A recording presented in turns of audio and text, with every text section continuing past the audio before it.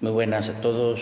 Damos comienzo a este ensayo de defensa de tesis doctoral titulada Visión social de Byung-Chul Han y Antropología de Gaudium et Spes, respuestas pastorales a Gaudium et Spes 11. Lo primero es dar las gracias al tribunal que nos acompaña. En primer lugar, al presidente, don Ramón Ángel Pardo. En segundo, al director de la misma, don Jesús Rojano, que ha sido tan fundamental en este estudio.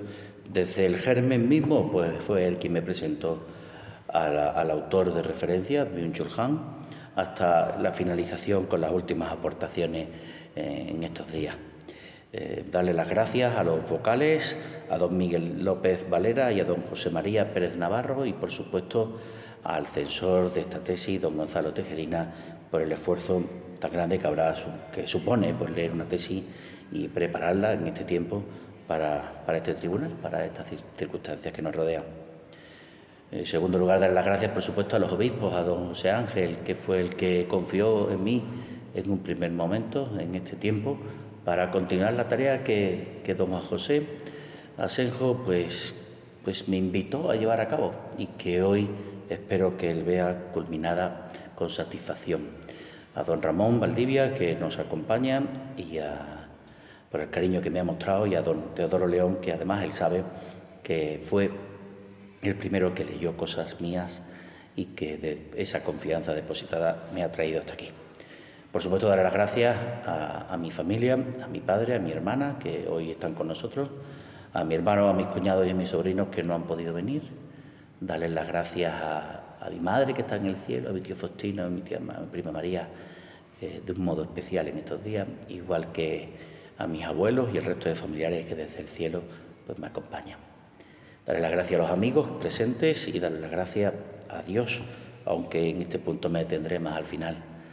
No quiero tampoco dejar de lado las gracias a las parroquias en las que he servido y a la comunidad de hermanas contemplativas de dominicas que tanto bien han dado a mi vida.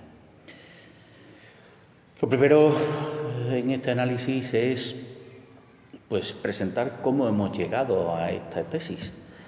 El desarrollo de la misma se explica en el propio título.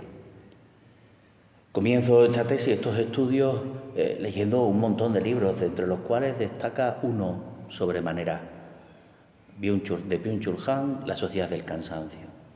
Un libro que provoca en mí muchísimos pensamientos y muchísimas reflexiones, un auténtico discernimiento vocacional del que hoy puedo decir con satisfacción he crecido mucho. En este punto descubro que la riqueza del autor es mayor que la que proporciona solo ese libro y así decido adentrarme en muchos más contenidos. Descubro, por tanto, un autor que puede servirme para elaborar una tesis de licenciatura, una tesis doctoral que pueda enriquecerme y pueda enriquecer al mundo, pues asumo como una misión de mis obispos que esta tarea sea para enriquecimiento de Dios, de la Iglesia y de la sociedad. En este orden llega a mí la necesidad de superar a Byung-Chul Han. Digo superar porque las conclusiones a las que él llega, haciendo los análisis muy certeros, las conclusiones me parecen no del todo acertadas. Ahí descubro un pesimismo en Byung-Chul Han que requiere en mí la necesidad urgente de mostrar esperanza, de mostrar alegría. Ahí surge el documento, la Constitución Pastoral Gaudium et Spes de 1965, que supone pues todo un primer boceto desde el que construir, de dónde empezar mejor que de uno de los textos conciliares de referencia. Soy consciente de la antigüedad del mismo y por ello no me limito solamente a lo que expresa esta Constitución, sino que deseo desarrollar los términos, el lenguaje expresado, las conclusiones a las que llega con autores de referencia actual que puedan iluminar el contenido y mostrar esa positividad, ese espacio de esperanza que la sociedad de hoy necesita. Después de este diálogo con el mundo a través de estos autores y sobre todo de Gaudium et Spes, siguiendo los dictámenes de los padres conciliares, requiero una tercera etapa que es la de las conclusiones. Como ven ustedes, es un ver, juzgar, actuar tan propios de la teología pastoral. Dichas conclusiones para mí tienen que tener el mismo peso que las otras dos partes, pues como he dicho, asumo la responsabilidad de que esta misión es para el servicio a Dios, a la Iglesia y al mundo, como mis obispos me han encomendado. Por eso, esta tercera parte tiene tanta importancia como las otras dos. Por dar comienzo ya a la exposición y defensa de la propia tesis, lo primero es reconocer lo que ya he citado. Byung-Chul Han es mi autor de referencia. Un autor nacido en Corea del Sur hace 64 años, que emigra desde Corea a Alemania cuando abandona sus estudios de metalurgia porque dos de sus compañeros se suicidan por no haber obtenido las notas que esperaban. Allí, ellos le suponen para él todo un movimiento interior y por eso abandona los estudios de metalurgia y asume los de filosofía y teología en Alemania. Somos conscientes, recientemente en una de sus obras ya ha reconocido que es católico, es más, se llama Alberto para los católicos. Y desde esta visión aún se me hace mucho más rico las conclusiones y el hecho de que él sea un autor, un bestseller mundial, un autor de referencia a la altura de Slavoj Žižek como uno de los grandes que el mundo está escuchando y atendiendo. Es desde ahí, desde el que descubro la riqueza de su doctorado en Heidegger y también estos análisis que a mí me aportan tanto y que espero que a ustedes también. En cuanto al contenido del autor y de su obra, lo primero es partir de la sociedad del cansancio. Somos una sociedad cansada, somos conscientes. El niño, el adolescente, el adulto y el anciano están cansados. Y lo estamos no solo por una cuestión física o anímica, sino por una cuestión mucho más profunda, existencial, lo que Víctor Frank llamará el vacío existencial.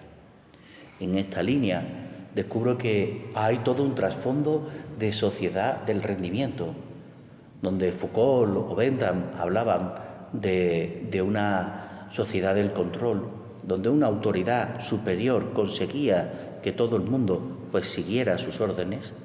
Hoy Byung-Chul Han nos muestra una sociedad de la autoexplotación, donde cada uno se exige, donde a cada uno se impone un rendimiento excesivo, podríamos decir maligno incluso, un rendimiento explotador que le convierta a él, por tanto, en carcelero y en preso. Así no hacen falta carceleros, cada uno es preso de sí mismo y es difícilmente culpabilizar a nadie que no sea a uno mismo. Esto genera un gran vacío, como decíamos, esto genera muchos ejemplos en nuestra sociedad. Uno muy fácil, el del móvil. Yo creo que todos hemos incurrido en este ejemplo y lo entendemos fácilmente.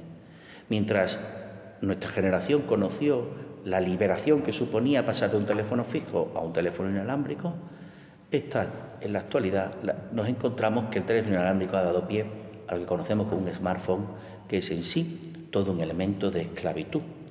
Una esclavitud no solo de dependencia, sino una esclavitud que además reposa en el dataísmo, en el uso que empresas y otras entidades y otras personas pueden hacer de los datos que nosotros vertamos a través de ellas y el uso que nosotros mismos queremos hacer de esos mismos datos que queremos volcar para que la sociedad vea, descubra.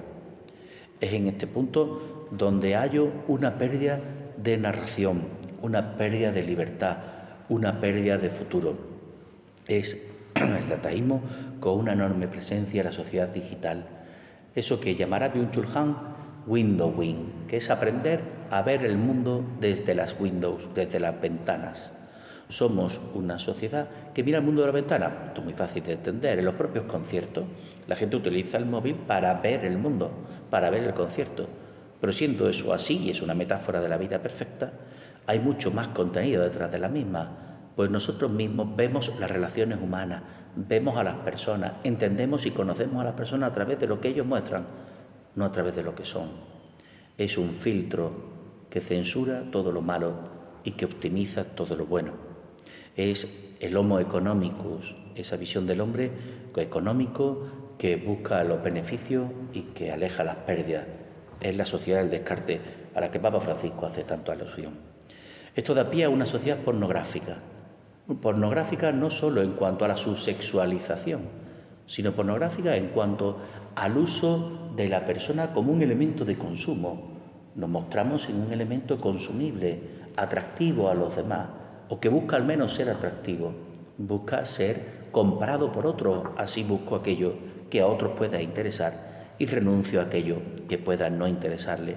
Si está de moda, si es atractivo, lo cogeré por cuanto sé que esto es querido por los demás, y si no, lo rechazaré para no sentirme despreciado en medio de esta sociedad.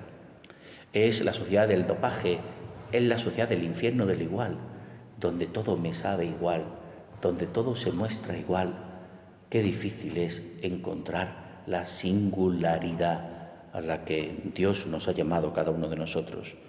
Y digo dopaje, pues buscamos de modo legal e ilegal superar estas dificultades y controversias interiores. Así se muestra pues la sociedad del consumo de alcohol, del consumo de pornografía, de la ludopatía o de antidepresivos en unas cantidades excesivas.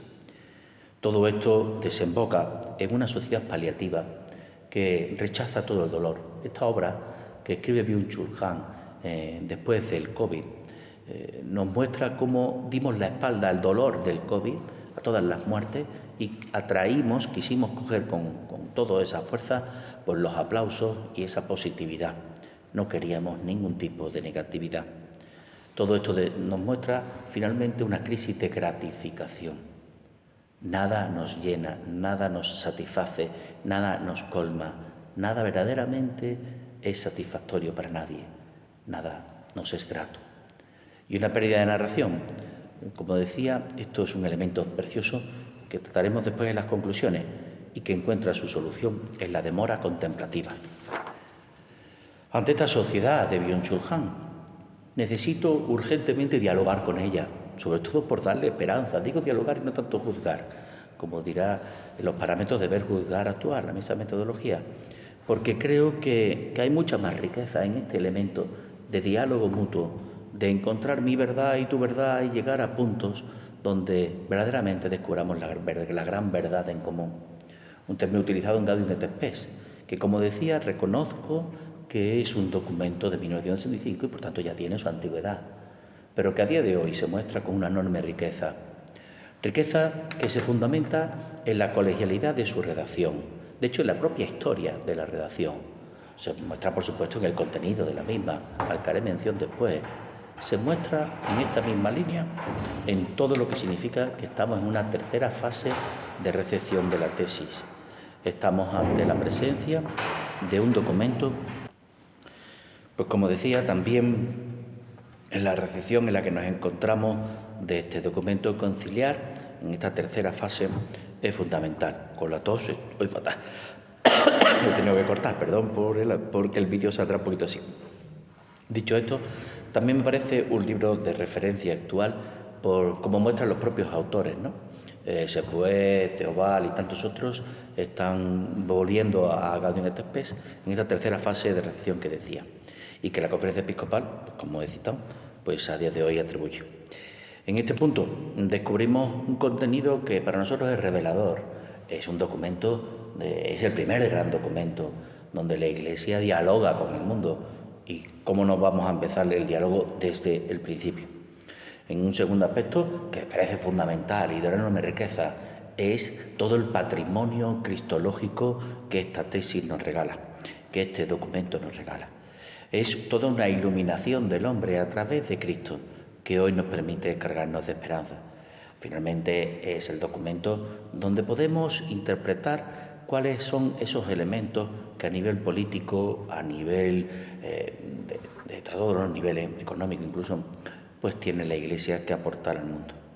Los fundamentos desde los que partimos para juzgar al hombre de hoy, a ese hombre que nos muestra Byung-Chul Han, pues son los siguientes. En primer lugar, la imagen de Dios. Somos imagen de Dios invisible, que se hace visible a través de cada uno de nosotros. Sinceramente, esto es un patrimonio maravilloso y supone para mí una gran revolución. En cuanto la descubro en este texto y toda la riqueza que contiene, no puedo menos que agarrarme a este documento conciliar. Desde ese punto de partida, pues crezco mucho cuando entro a descubrir eso que von Balthasar llamará la habitabilidad comunional, ese misterio de inhabitación trinitaria de Dios en cada uno de nosotros, cómo Dios vive en el interior, cómo Dios vive en el interior. De aquí pasamos a una teología de la comunión, que el propio concilio va abriendo y que las primeras recepciones postconciliares pues ya se enriquecen con el Papa Juan Pablo II, San Juan Pablo II, y posteriormente con Benedicto XVI. Así llegamos al punto de una sinodalidad, que no es más que la siguiente fase evolutiva, la siguiente recepción de esta teología de la habitabilidad comunional de von Balthasar, del misterio de comunión expresado posteriormente. En este punto nos enriquece visiones que son fundamentales, conceptos de fraternidad. Destaco aquí la obra de Benedicto XVI, que para mí supone de enorme riqueza. El título de fraternidad y la exigencia pastoral para cada uno de nosotros como personas y como iglesia de aproximar al otro y de acercarnos a él. La exigencia del cuidado, un cuidado que habla de la promoción de las personas, un cuidado que habla también de la promoción de los pueblos, un cuidado que nos hablará posteriormente y más recientemente del cuidado de la tierra, del cuidado del futuro, de la esperanza, del cuidado del hombre. Y descubrimos entonces que esa inhabitación, esa habitabilidad comunional, desemboca en el concepto de hospitalidad. Una hospitalidad que me enriquece muchísimo y que me descubre ya una de esas conclusiones de esta tesis que son fundamentales. La Iglesia se ha de mostrar como una hospedería conventual que atienda al hombre de hoy, el peregrino. En este punto surgen entonces nuevos pasos. No podemos quedarnos simplemente en una actitud adintra hacia nosotros. Hemos de salir al mundo, como nos muestra Gaudium et Spes, y así surge toda una teología de la caridad política, toda una llamada al pueblo de Dios, toda una llamada a los hombres de buena voluntad, como nos dirá el concilio, a la búsqueda del bien común, a superar los retos y divisiones, a la denuncia profética de los males de esta visión política y de una sociedad que muchas veces se desorienta con demasiada facilidad. Aquí aparecen términos como dignidad, vocación, trabajo, tan presentes en Gaudium et Spes y que para mí suponen una revolución. Recuerdo ante este tribunal que la dignidad fue el fundamento de mi tesis de licenciatura, desde la que hoy ya me siento no solo superado, sino enormemente en deuda. Una dignidad que Dios nos ha regalado y de la que nosotros podemos realzar nuestra propia esencia y al mismo Dios, al que enriquecemos con el orgullo y satisfacción que Él puede llegar a tener al ver lo que hacemos. Pensar y sentir que puedo aportar a Dios ese orgullo es para mí todo un elemento de crecimiento personal. Surge aquí entonces una crisis vocacional a la que haré referencia posterior y por tanto un análisis de la vocación y del trabajo para dar respuesta a esa sociedad cansada, a esa sociedad del rendimiento. Surge finalmente un amor trascendente, ese en el que descubrimos algo que Thomas Halleck, este autor que tanta riqueza me ha aportado, viene a expresar en una cita maravillosa. No se hace cristiano creyendo que Dios es, sino creyendo que Dios es amor.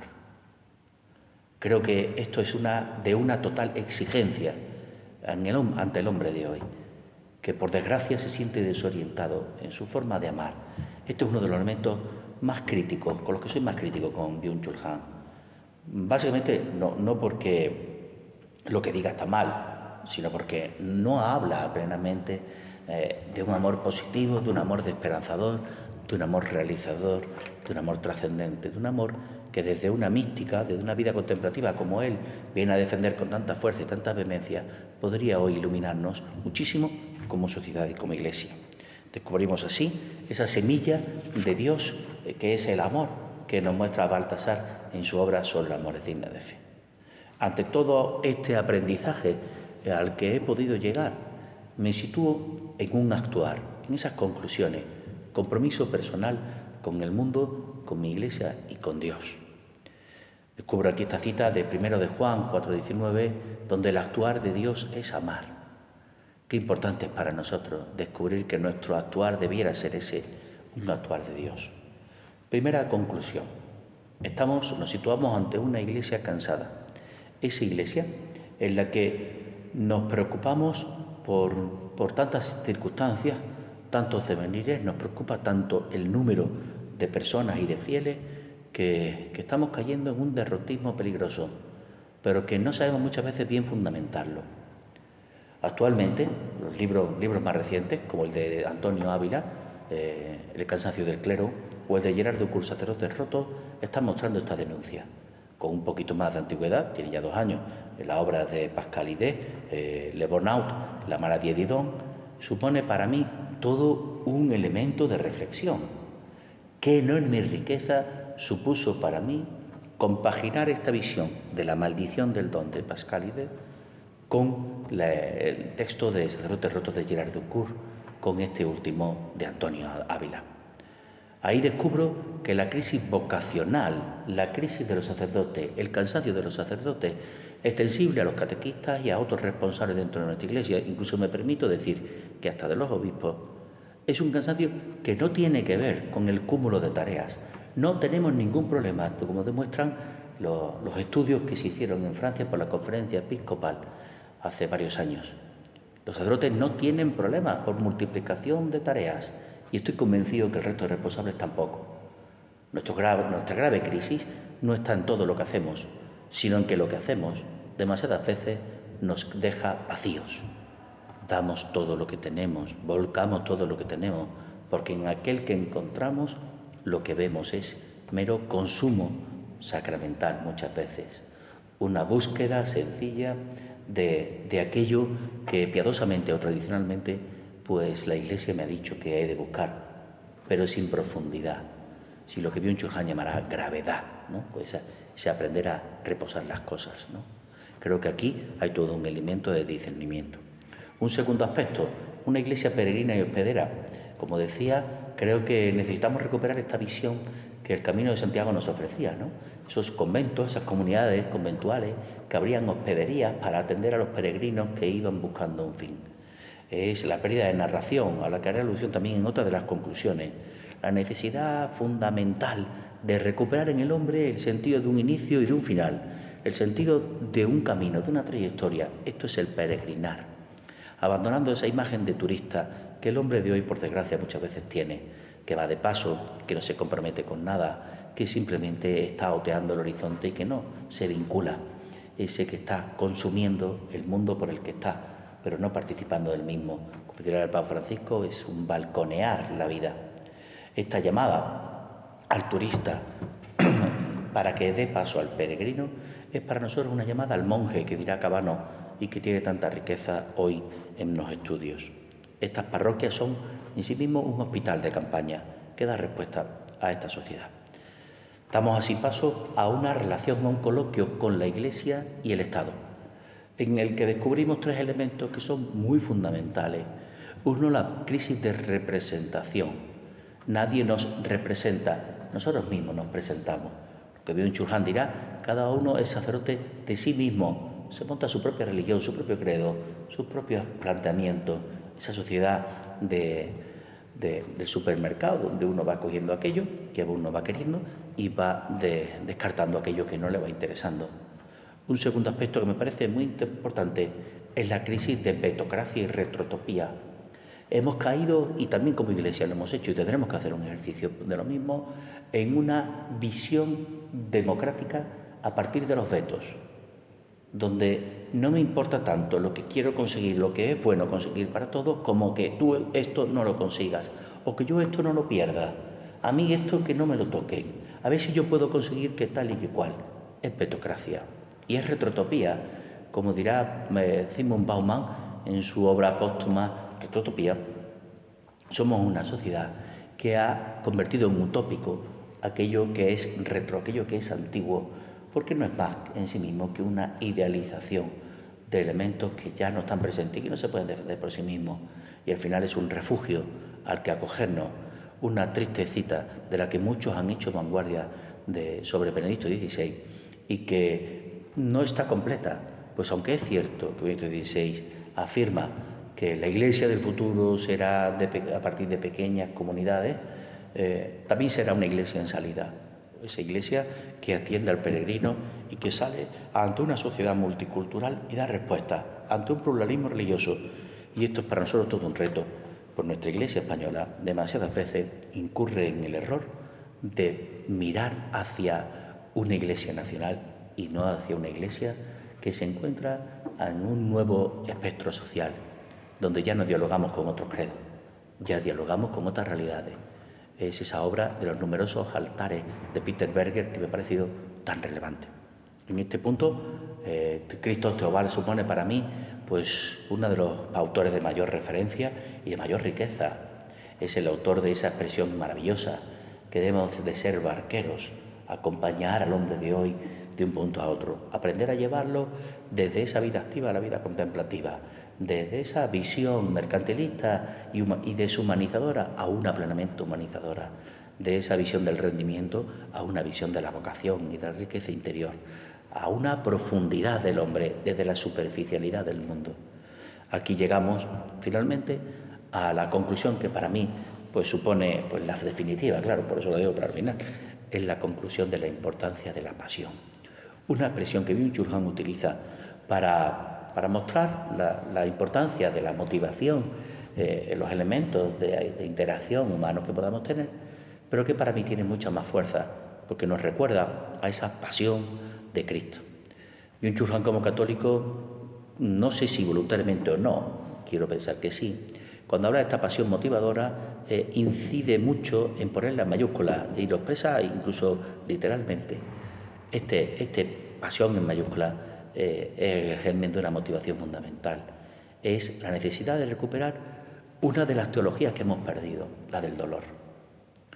Siento decirlo, pero inevitablemente somos una iglesia también que rechaza lo malo, que rechaza el dolor, que rechaza el duelo, las dificultades, las imposibilidades, que no acepta que eso está ahí. Pero el amor es trascendente. El amor nos lleva a Dios, nos recuerda Byung-Chul Han en una de sus citas que me parecen más enriquecedoras. Y este amor es urgente que lo recuperemos, porque nos encontramos ante una sociedad donde las cifras de suicidio se han disparado. Una sociedad donde las cifras de vacío existencial, que dirá Víctor Frank, son arrebatadoramente preocupantes, donde la urgencia de esto es retomar una vocación como esperanza, una pasión con mayúscula de Dios por el hombre y por cada uno de los hombres consigo mismo. En definitiva, quiero concluir esta defensa, con una de las citas que da germen a todo y que pueden explicar cómo he llegado hasta este punto. Santo Domingo de Guzmán dirá: contemplar y dar lo contemplado.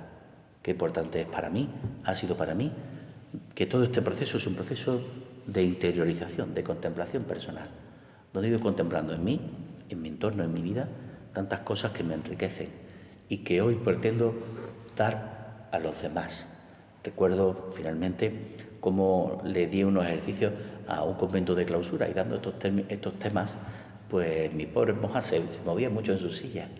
Eso me resultó enormemente revelador y me invitó a con urgencia dar estas respuestas que hoy comparto con ustedes y que espero que les sean de utilidad.